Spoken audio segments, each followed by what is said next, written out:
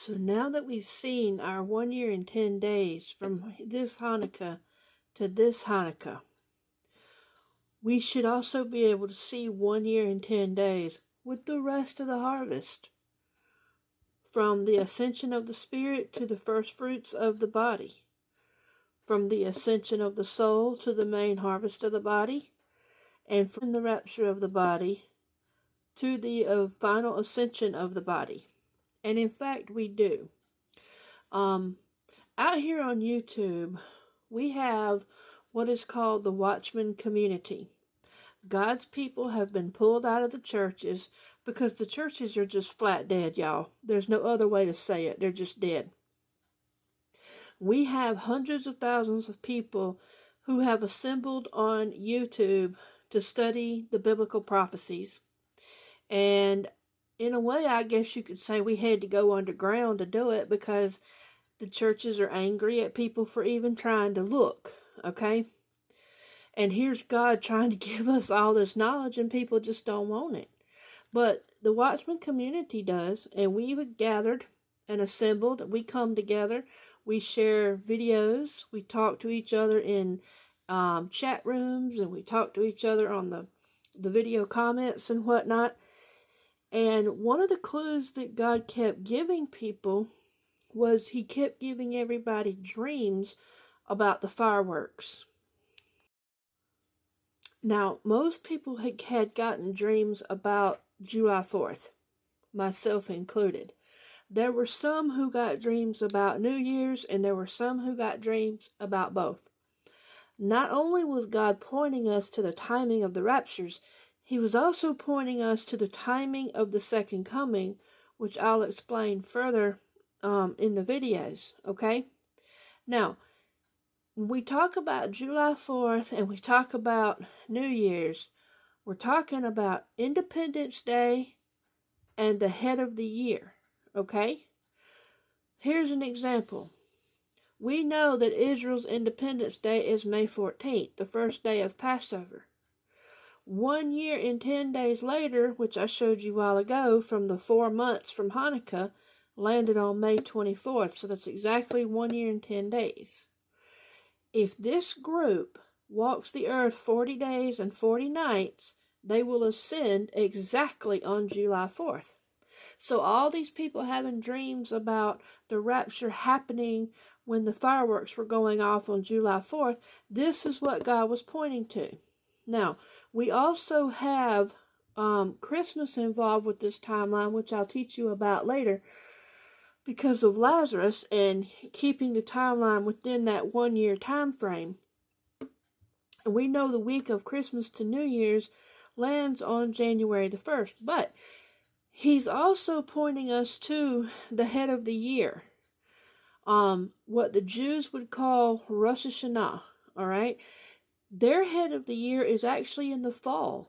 They have it usually around mid to the end of September.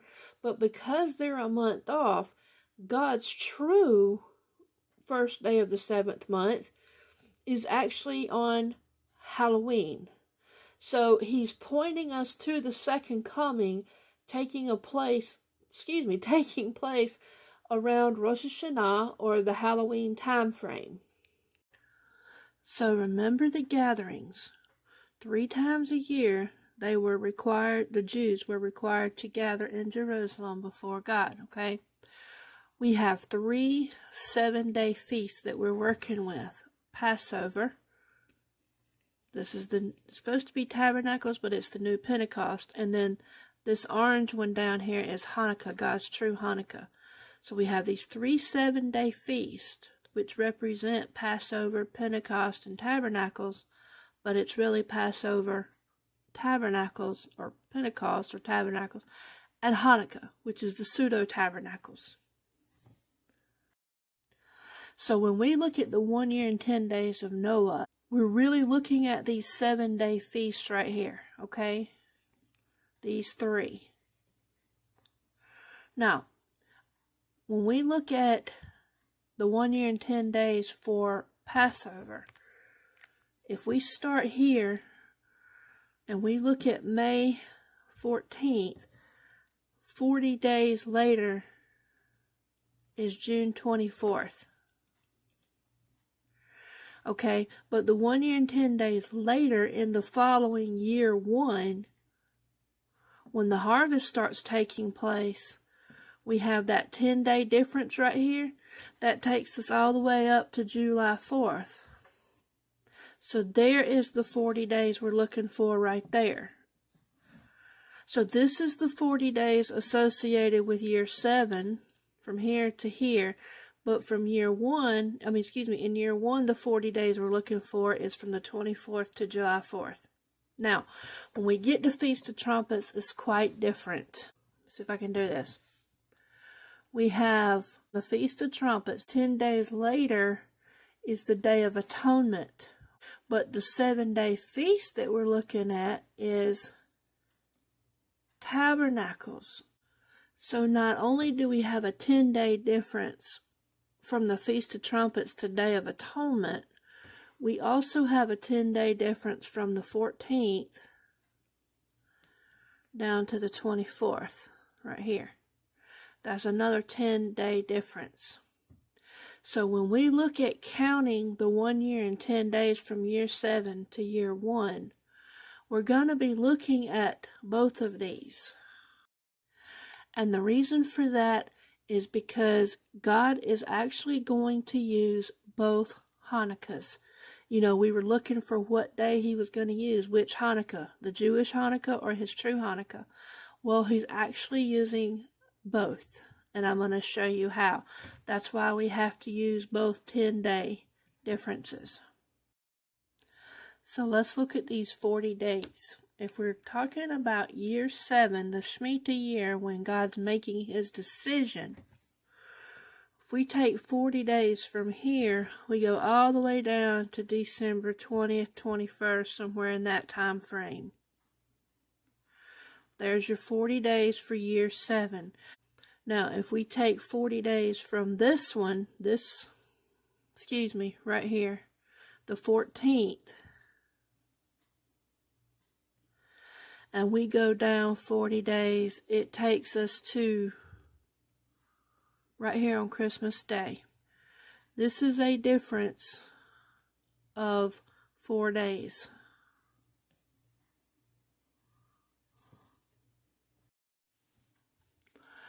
That 4-day difference is a reference back to Lazarus.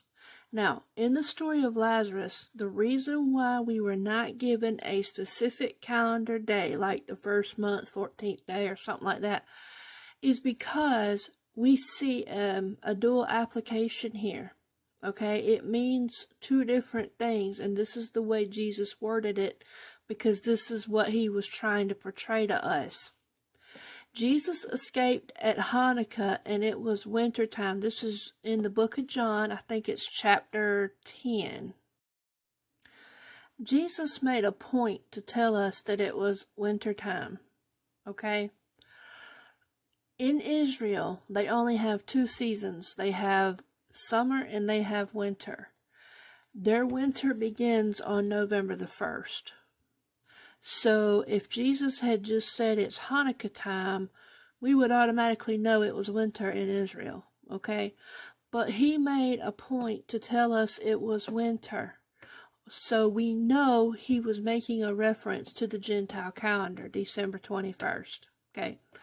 Those extra 4 days that he waited to get Lazarus, it portrays now, this is a parallel, it portrays a resurrection on Christmas Day, the same time that the sun, the sun, resurrects on December 25th, okay? So he's pointing to a Christmas resurrection.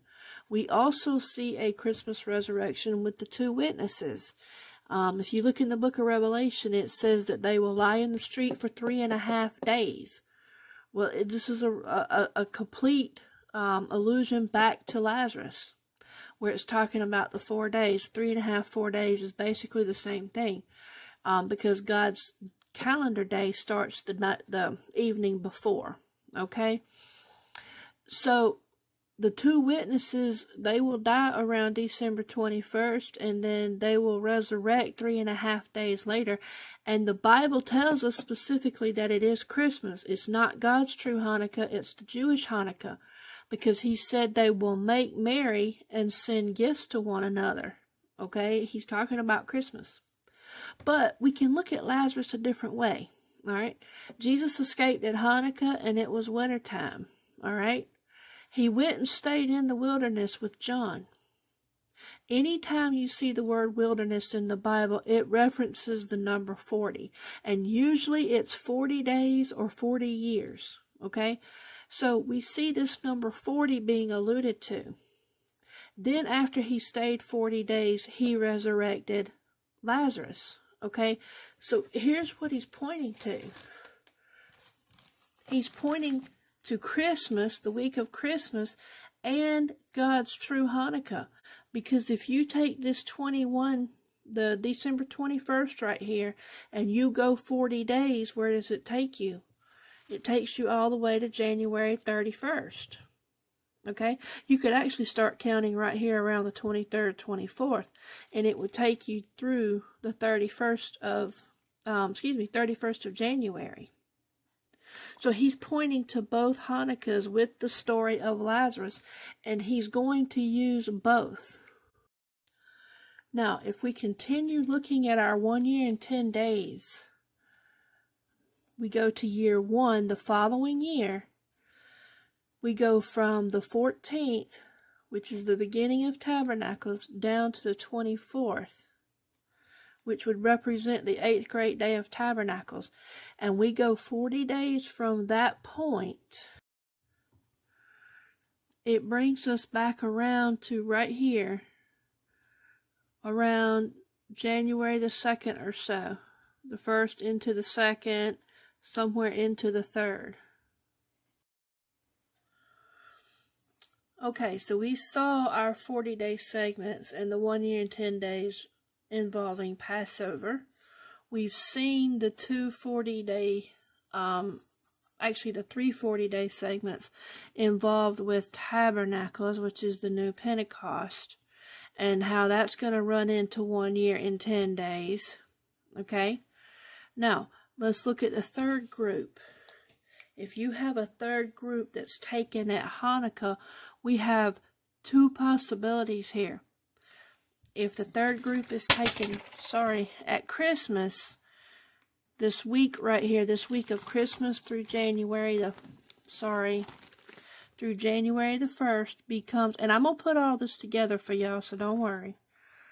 The week of Christmas through January the 1st becomes the 7-day celebrations. Okay, looking at this last group, I had to clean up this calendar. Excuse me.